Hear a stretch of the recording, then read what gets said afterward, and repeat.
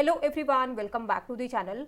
Top 500 computer MCQ series में आपका स्वागत है। आज है पार्ट 5, जिसमें आपको 50 नए प्रश्न देखने को मिलेंगे।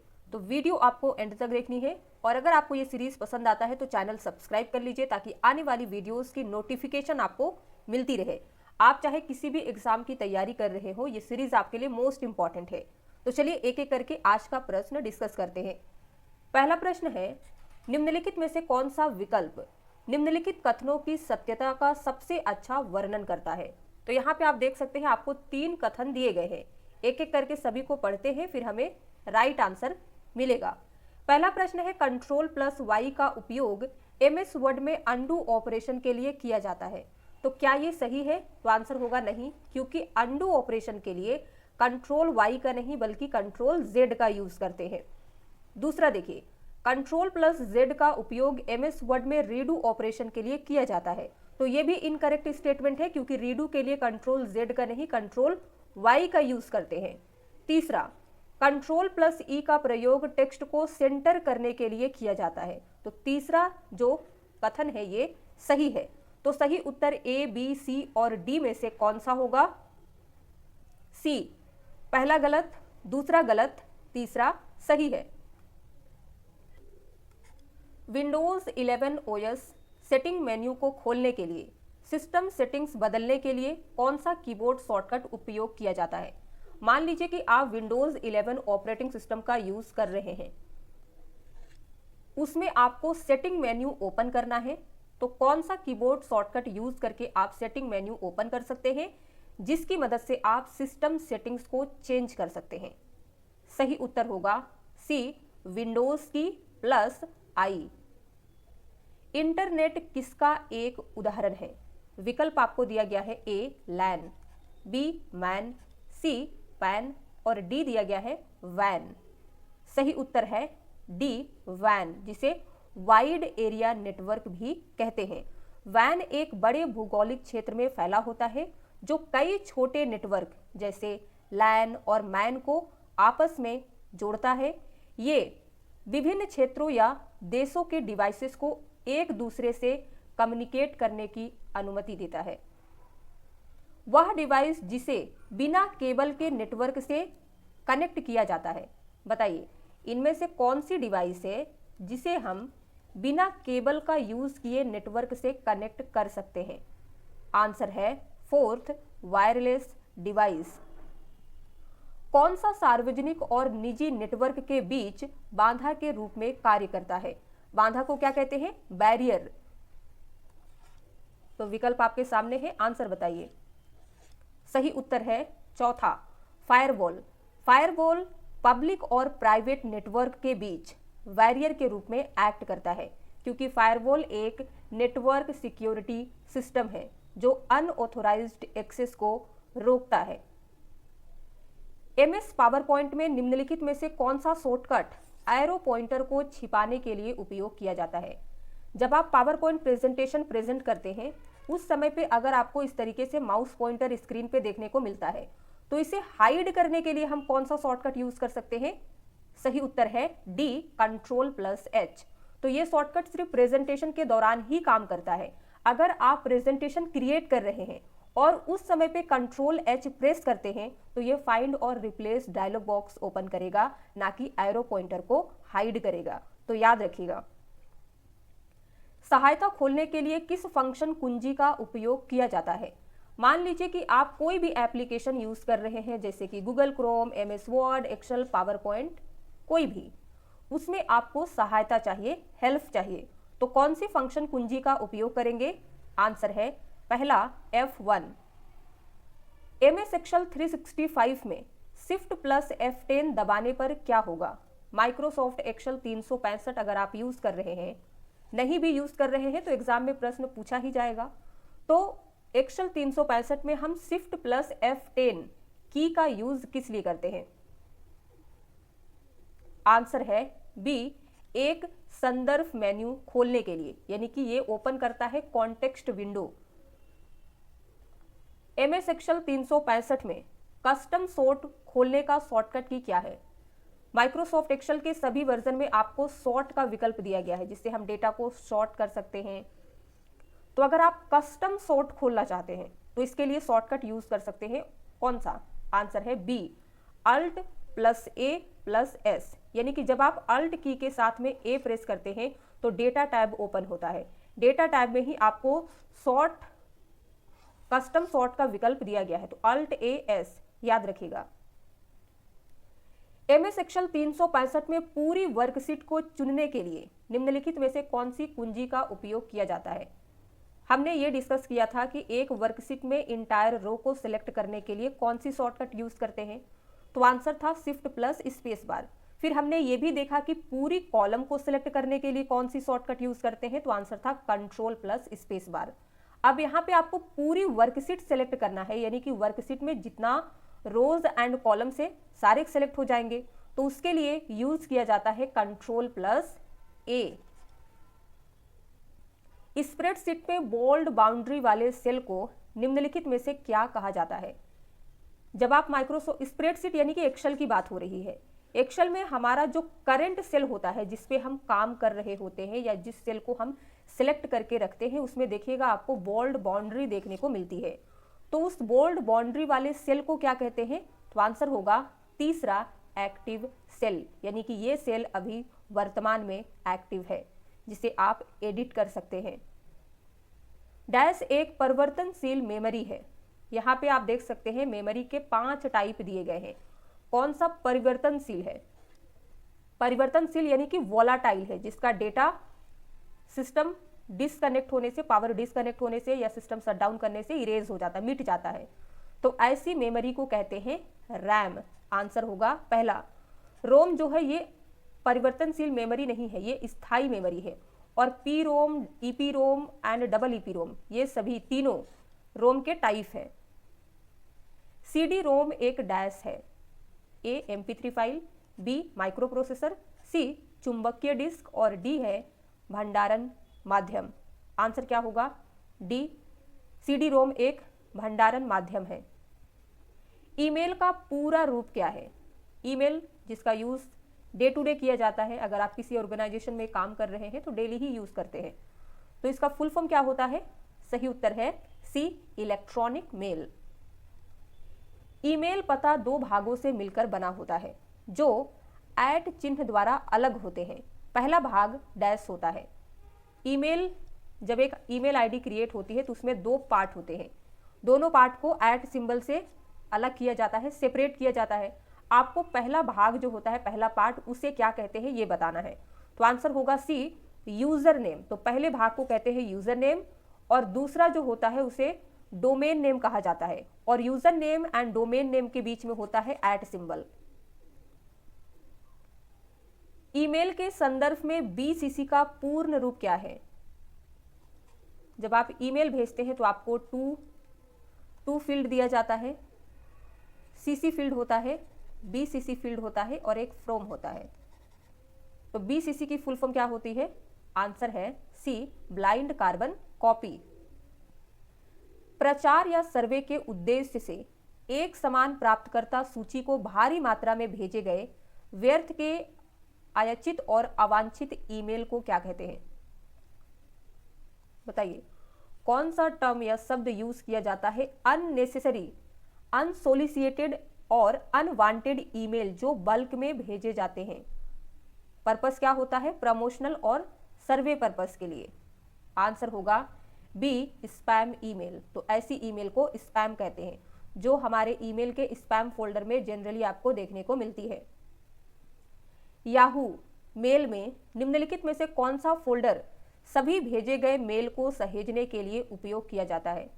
सपोज आप याहू का यूज करते हैं, याहू मेल में जितने भी आप ईमेल भेजते हैं, आपने अपने फ्रेंड्स, अपने मैनेजर, टीचर्स को ईमेल भेजा है, वो आपको किस फोल्डर में देखने को मिलेगी? तो आंसर होगा डी, भेजा गया, जिसे कहते हैं सेंट फोल्डर। अगर आपको किसी ने ईमेल भेजा है तो वो आपको ईमेल इनबॉक्स फोल्डर में देखने को मिलेगी। स्पैम फोल्डर में जो अननेसेसरी ईमेल होते हैं, जो मार्केटिंग पर्पज से हमें भेजे जाते हैं, वो ईमेल होते हैं। ड्राफ्ट फोल्डर में आपको वो ईमेल देखने को मिलती है जो आपने इनकम्प्लीट रखा है, लिखा तो है लेकिन सामने वाले को भेजा नहीं है तो वो ईमेल ड्राफ्ट फोल्डर में सेव होती है। ईमेल में सीसी फील्ड का क्या उद्देश्य है बताइए। सीसी, बीसीसी, टू फ्रॉम हमने अभी डिस्कस किया, तो सीसी फील्ड जो होता है इसका क्या पर्पस है। सही उत्तर है ए, अतिरिक्त प्राप्तकर्ताओं को शामिल करना जिन्हें सूचित रखा जाना चाहिए। सपोज आप अपने मैनेजर को एक ईमेल लिख रहे हैं एंड मैनेजर के बाद अगर आप चाहते हैं कि आपके साथ जो कॉलीग है उन्हें भी ये इन्फॉर्मेशन के बारे में पता होना चाहिए, तो फ्रॉम फील्ड में तो आप अपना ईमेल आईडी आपका रहेगा, टू फील्ड में आप अपने मैनेजर को डाल देंगे एंड बाकी जितने पर्सन हैं जिन्हें आप इन्फॉर्म करके रखना चाहते हैं उन सभी को आप सीसी फील्ड में ऐड कर देंगे। निम्न में से क्या ईमेल संबंधित प्रोटोकॉल नहीं है। दिया गया है ए एफटीपी, बी पीओपी, सी एसएमटीपी और डी है आईमैप। सही उत्तर होगा ए एफटीपी। ये ईमेल से रिलेटेड प्रोटोकॉल नहीं है। यहां देखिए, एफटीपी को फाइल ट्रांसफर प्रोटोकॉल कहते हैं, फाइलों के आदान प्रदान के लिए यूज होता है, ना कि ईमेल से रिलेटेड है। यहीं पे बात करें पीओपी जिसे कहते हैं पोस्ट ऑफिस प्रोटोकॉल, इसका यूज ईमेल को प्राप्त करने के लिए होता है, यानी कि रिसीव करने के लिए। एसएमटीपी जिसे सिंपल मेल ट्रांसफर प्रोटोकॉल कहते हैं, इसे ईमेल भेजने के लिए यूज होता है। लास्ट है आईमैप, इसे कहते हैं internet message access protocol, server पर ईमेल को एक्सेस करने के लिए या मैनेज करने के लिए यूज होता है।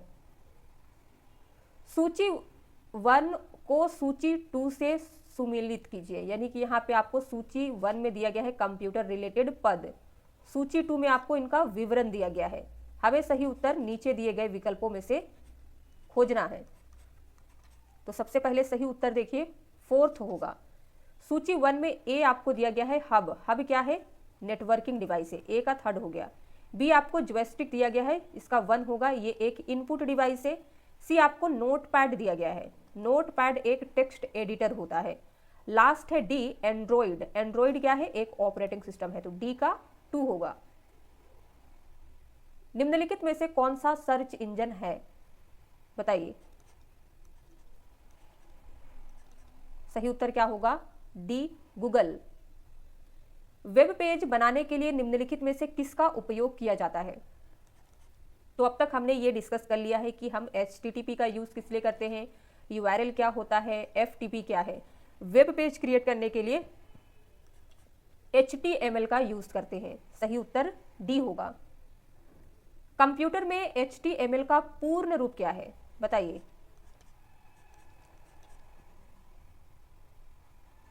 सही उत्तर है A hypertext markup language. Computer में डीवीडी का पूरा नाम बताइए। Answer B digital versatile disc. Computer में रैम का अर्थ है ए, बी, सी या फिर डी। सही उत्तर है डी रैंडम एक्सेस मेमोरी कहते हैं। नेक्स्ट, कंप्यूटर की भाषा में रोम का पूरा नाम है। सही उत्तर है D read only memory. Internet protocol HTTPS में एस क्या दर्शाता है। अगर आपको याद होगा तो हमने प्रीवियस वीडियो में देखा है कि HTTPS की कंप्लीट फुल फॉर्म क्या होती है। तो HTTPS में जो एस होता है ये इंडिकेट करता है कि ये वेबसाइट सिक्योर है, यानी कि एस की फुल फॉर्म सिक्योर होती है। सही उत्तर डी है। अब यहाँ पे देखिए HTTPS का अर्थ hypertext transfer protocol secure. तो कई बार इस तरीके से आपको कंप्लीट फुल फॉर्म पूछ लेता है या फिर किसी एक कैरेक्टर की फुल फॉर्म पूछ लेता है। MICR का पूरा नाम क्या है। Answer C magnetic ink character recognition. Bank cheque processing में निम्नलिखित में से किस तकनीक का उपयोग किया जाता है। आपने कभी ना कभी चेक का यूज किया होगा अगर आपका बैंक अकाउंट है तो जब आप चेक देते हैं तो बैंक चेक प्रोसेसिंग के लिए कौन सी टेक्निक या डिवाइस का यूज करता है उसका नाम बताना है। तो आंसर होगा D magnetic ink character recognition, जिसे शॉर्ट में MICR कहते हैं। तो ये एक इनपुट डिवाइस है जिसका यूज बैंक्स में चेक प्रोसेसिंग के लिए किया जाता है। यहाँ पे सी दिया गया है ऑप्टिकल मार्क रीडर, जिसे OMR कहते हैं। ये भी एक इनपुट डिवाइस है। इसका यूज होता है जो आप एप्टीट्यूड टेस्ट देते हैं उस सीट को, OMR सीट को चेक करने के लिए। बारकोड रीडर ये भी इनपुट डिवाइस है। इसका यूज जनरली शॉपिंग मॉल में आपने देखा होगा।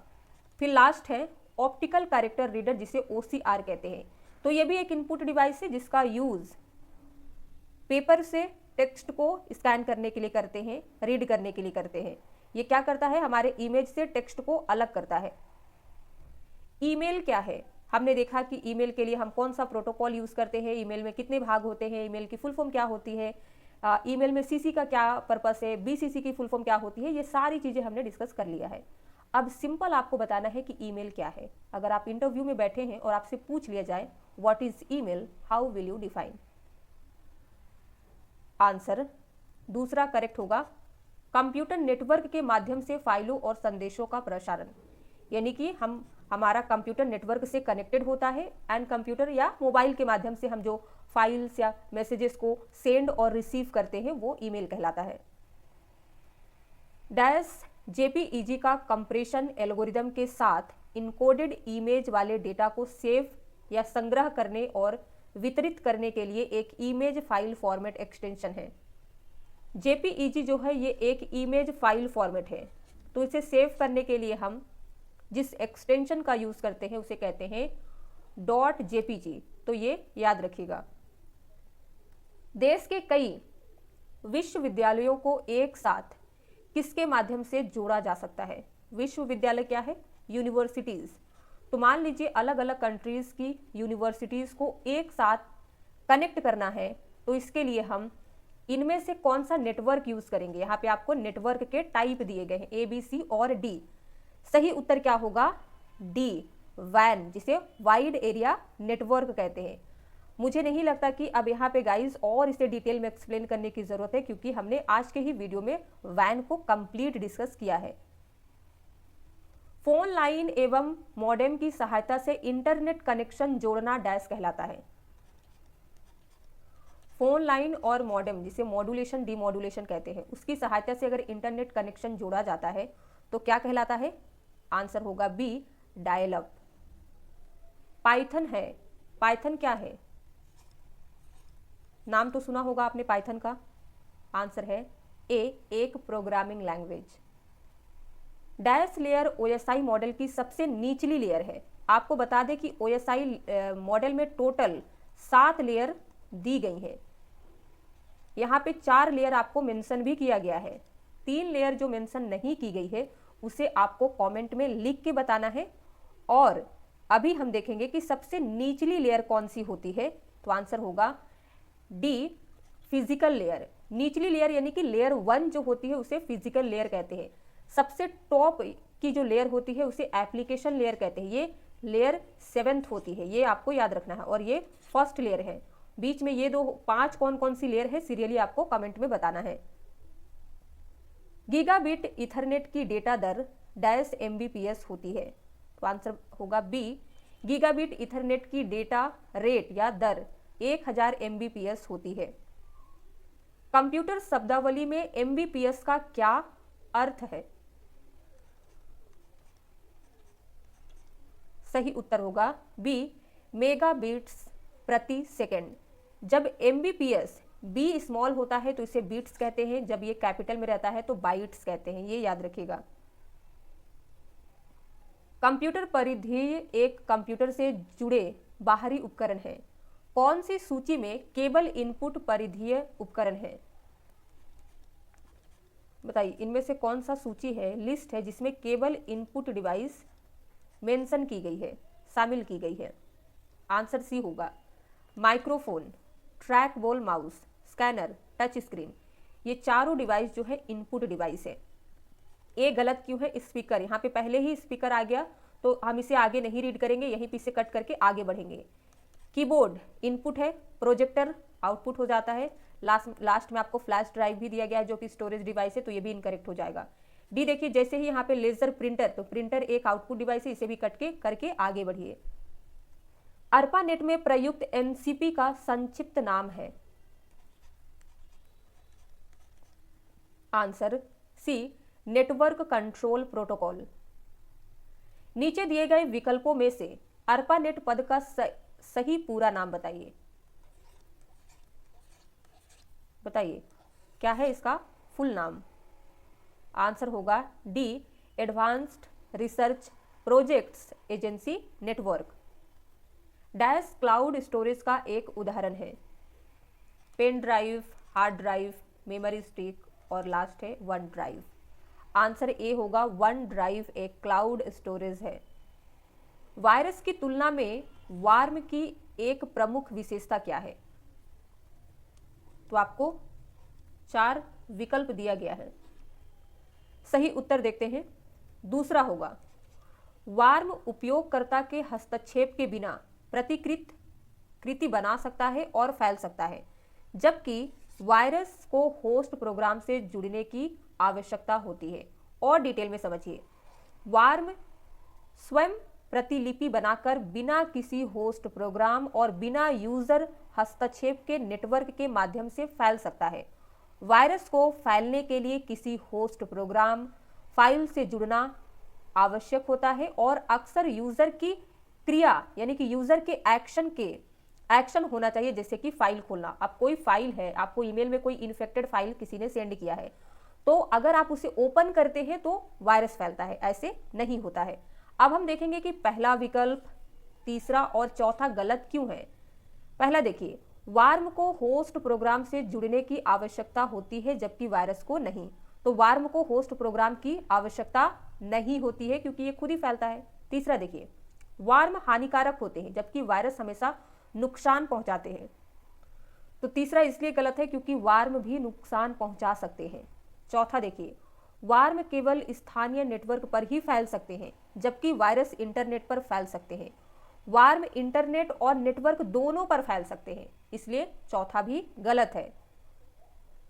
एक्स एक नेटवर्क सुरक्षा प्रणाली है जो विश्वसनीय आंतरिक नेटवर्क और अविश्वसनीय बाहरी नेटवर्क जैसे इंटरनेट के बीच एक अवरोध के रूप में कार्य करता है ताकि अनअधिकृत पहुंच और हानिकारक हमलों से सुरक्षा दी जा सके। निम्नलिखित विकल्पों में से एक्स की पहचान करें। तो ए दिया गया है फायरवॉल, बी वायरस, सी मलवेयर, डी दिया गया है मॉडेम। तो मैंने आपको स्टार्टिंग में ही बताया कि फायरवॉल जो होता है ये एक नेटवर्क सुरक्षा प्रणाली है जो ट्रस्टेड इंटरनल नेटवर्क और अनट्रस्टेड एक्सटर्नल नेटवर्क जैसे इंटरनेट के बीच एक जो है समझ जाइए बॉडीगार्ड के रूप में कार्य करता है ताकि जो भी अनऑथोराइज्ड एक्सेस होते हैं जो हमारे सिस्टम को हार्म पहुंचा सकते हैं उन्हें रोकता है। तो करेक्ट आंसर ए होगा। एक डैश डिवाइस का उपयोग कई नोड्स को नेटवर्क से जोड़ने के लिए किया जाता है। आंसर होगा डी हब। हब डिवाइस का यूज कई नोड्स यानी कि कंप्यूटर को नेटवर्क से कनेक्ट करने के लिए किया जाता है। अब हम समझेंगे hub, modem, repeater and router को थोड़ा डिटेल में। तो सबसे पहले देखिए, राउटर विभिन्न नेटवर्कों को आपस में जोड़ता है और डेटा के लिए सही मार्ग चुनता है। रिपीटर कमजोर हो चुके सिग्नल को पुनः मजबूत करता है, नए नोड्स को सीधे नहीं जोड़ता है यानी कि नए कंप्यूटर को डायरेक्ट कनेक्ट नहीं करता है। मॉडेम डिजिटल सिग्नल को एनालॉग और एनालॉग को डिजिटल में बदलता है, इंटरनेट कनेक्शन के लिए उपयोग होता है। लास्ट दिया गया है हब एक डिवाइस है जिसका यूज कई नेटवर्क नोड्स को नेटवर्क से जोड़ने के लिए किया जाता है। एक हार्डवेयर नेटवर्किंग डिवाइस जिसका यूज 2 लैन या लैन सेगमेंट को जोड़ने के लिए किया जाता है। तो ऐसी डिवाइस को कहते हैं ब्रिज, जो कि एक नेटवर्किंग डिवाइस है। निम्नलिखित में से कौन सा नेटवर्क एक ही व्यक्ति तक सीमित है, अर्थात कंप्यूटर उपकरणों के बीच संचार केवल एक व्यक्ति के कार्यक्षेत्र पर केंद्रित है। तो ऐसे नेटवर्क का टाइप क्या कहा जाएगा। आंसर है सी पैन, जिसे कहते हैं पर्सनल एरिया नेटवर्क। सपोज आपके पास कंप्यूटर है, आपके पास फोन है, दोनों को हम ब्लूटूथ से कनेक्ट करके डेटा सेंड कर रहे हैं। तो ये क्या हो रहा है, एक ही इंसान तक ये लिमिटेड है, सीमित है। तो ऐसे नेटवर्क को पैन कहते हैं। कई विंडोज अनुप्रयोगों में अल्ट प्लस स्पेस बार दबाने पर आमतौर पर निम्नलिखित में से कौन सा विकल्प आता है। सपोज आप विंडोज एप्लीकेशंस का यूज कर रहे हैं और उसमें विंडोज एप्लीकेशंस में आप एग्जांपल ले लीजिए, MS वर्ड का ही ले लीजिए। उस पर अगर आप अल्ट की के साथ में स्पेस की प्रेस करते हैं तो कौन सा विकल्प आता है? सही उत्तर बी होगा। वर्तमान विंडो के लिए सिस्टम मेन्यू ओपन करता है। जो भी आपका विंडो हो, चाहे पावर पॉइंट हो, फाइल एक्सप्लोरर हो, वर्ड, एक्सेल, पावर पॉइंट हो, एक्सेट्रा, उसके लिए आपको सिस्टम मेन्यू ओपन करता है, जिसमें आपको विकल्प दिए जाते हैं move, size, minimise, maximise, close जैसे विकल्प देखने को मिलते हैं। एमएस ऑफिस की अधिकांश एप्लीकेशंस में किस कीबोर्ड शॉर्टकट कुंजी के उपयोग से चयनित लिखित सामग्री को एक जगह से कॉपी कर किसी अन्य जगह पे पेस्ट किया जाता है? यानी कि यहाँ पे आपको कॉपी एंड पेस्ट दोनों की शॉर्टकट बतानी है। तो सही विकल्प क्या होगा? बी। कॉपी के लिए हम कंट्रोल सी का यूज करते हैं, पेस्ट के लिए हम कंट्रोल भी का यूज करते हैं। अब एक जगह से आपने डेटा को कॉपी कर लिया है, फिर आप चाहे उसे जितनी जगह पेस्ट कर सकते हैं जब तक कि आप कोई दूसरा डेटा कॉपी या कट नहीं कर लेते हैं। उम्मीद करते हैं यहाँ पे कोई भी डाउट नहीं होगा। आगे बढ़ते हैं। एक ग्राफिकल ऑपरेटिंग सिस्टम में एक साथ कई खुले अनुप्रयोगों के प्रबंधन के संदर्भ में कंट्रोल प्लस टैब दबाने से शुरू होने वाला सामान्य व्यवहार क्या है? आप ग्राफिकल ऑपरेटिंग सिस्टम यूज कर रहे हैं, अगर उसमें कंट्रोल की के साथ में टैब की प्रेस करते हैं तो ये क्या काम करता है? तो सही उत्तर देखिए ए होगा। ये वर्तमान में सक्रिय अनुप्रयोग की खुली विंडो या टैब के माध्यम से चक्र करता है। ध्यान से समझिएगा, ग्राफिकल ऑपरेटिंग सिस्टम जैसे विंडोज, लिनक्स, मैक ओएस में कंट्रोल टैब का सामान्य यूज किसी एक ही एप्लीकेशन के अंदर खुले हुए टैब या डॉक्यूमेंट्स के बीच आगे की ओर स्विच करने के लिए किया जाता है।